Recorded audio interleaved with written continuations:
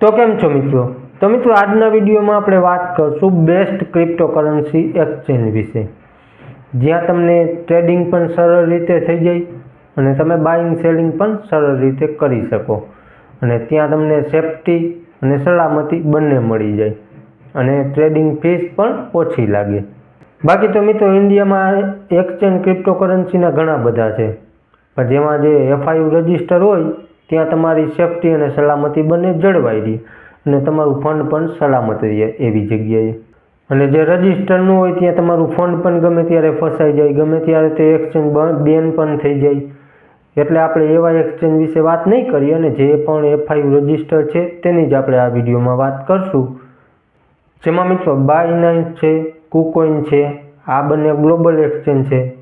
તેના સિવાય ઇન્ડિયનમાં જોઈએ તો CoinDCX છે, મુદ્રેક્સ છે, ડેલ્ટા એક્સચેન્જ છે. આ બધા ઇન્ડિયન એક્સચેન્જ છે અને આ બધા FIU રજિસ્ટર છે. તો મિત્રો આ FIU રજિસ્ટર છે એટલે આમાં ફીસ પણ સેમ લાગે, ટેક્સ પણ તમને સેમ જ લાગશે બધામાં.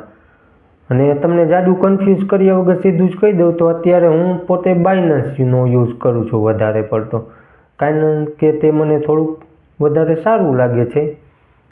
કારણ કે અત્યારે સૌથી વધારે યુઝર્સ પણ બાયનાન્સના છે, સૌથી વધારે ટ્રેડિંગ વોલ્યુમ પણ બાયનાન્સમાં જ જનરેટ થાય છે. એટલા માટે આ બધા મેં ડિટેલ જોયા પછી જ બાયનાન્સને પ્રેફર કરવામાં આવ્યું.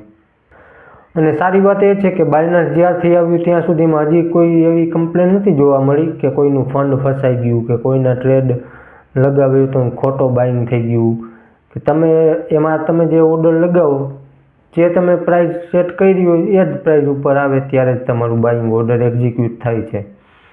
એટલે બાઇંગ સેલિંગમાં કાંઈ પ્રશ્ન નથી, તરત તમારે બાઇંગ સેલિંગ તરત થઈ જાય છે. મિત્રો આની ટ્રેડિંગ ફીસ પણ ઘણી ઓછી છે.